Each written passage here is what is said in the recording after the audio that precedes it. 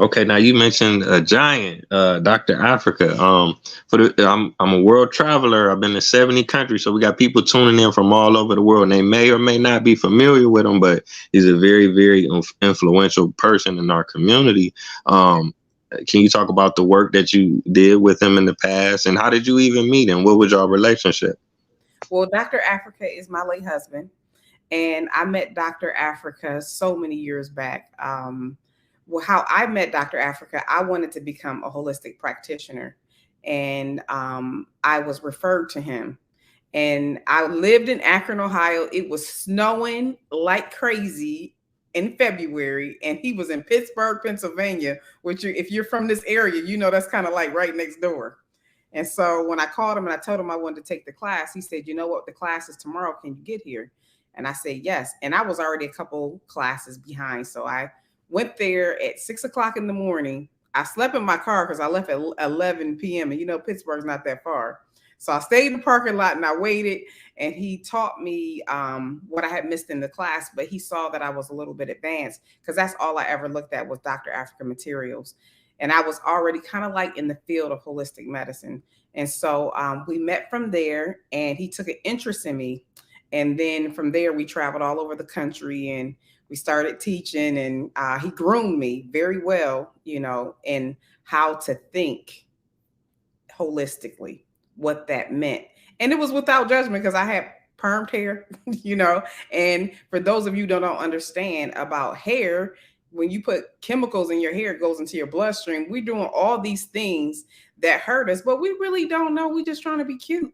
You know, we're just trying to keep our hair tame. So when I went through, I call it a boot camp. I went through a Dr. Africa boot camp.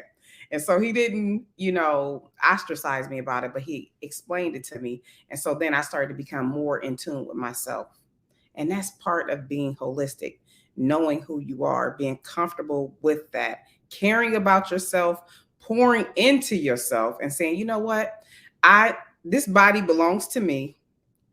It don't belong to anybody else. And I want to feed this body the best I can so I can get the best out of it. So it was really shaping my thought process.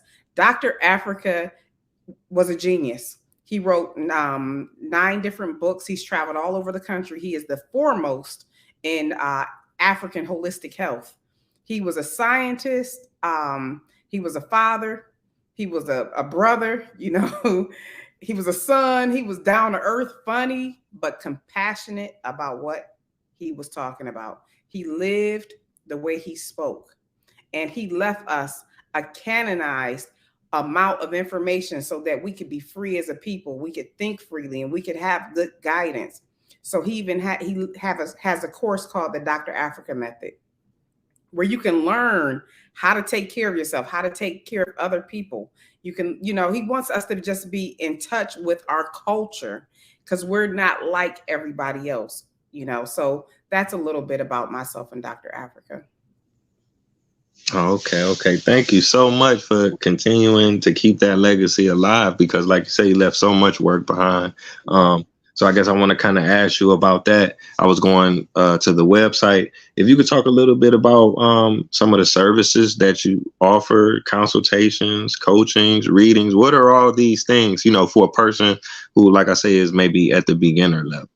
Okay, so we have an option in this world of how we want to actually look at our health. And we've been taught that, you know, the doctor has to be the one, the MD, the white coat, the allopathic medicine. My name is Dr. Melanie Stevenson, but I am not a medical doctor. I'm not an MD. I'm a naturopath. I try to teach you how to eat right to heal the body, how to take the correct supplementation to heal the body, how to get rid of trauma to heal the body. So I do readings, and it's called spiritual diagnosing and healing. And people, we've been taught that anything that's spiritual is negative or is voodoo. It is not. It is from God. Just you have this ornate feeling on the inside. I know I shouldn't be doing this. Some of us listen to that voice, some of us do not. And so I teach people not only how to hear that voice, but how to recognize when other people are maybe needing a little bit of assistance in self-awareness. So when you have a consultation done by me, I don't want you to tell me anything. I want to hear your voice, because in your voice, you have those spirit witnesses to how you're really feeling. We are so disconnected to each other. When we say, how you doing? We really don't care. If you say I'm not doing well, you on to the next thing. But when you're taught how to care about how somebody is feeling, then and only then when you can say, you know what's going on? I hear a little stress in your voice. What are you worried about? And for me, I can be a little bit more specific. I can pretty much tell you where I feel the stress is coming from. So it just teaches you not only to be connected to yourself, but to be connected to the ancestors and the Almighty, the creator of all, the sun, the moon, the stars. We are a connection to that. But because we have so much outside interference, we have tuned it out.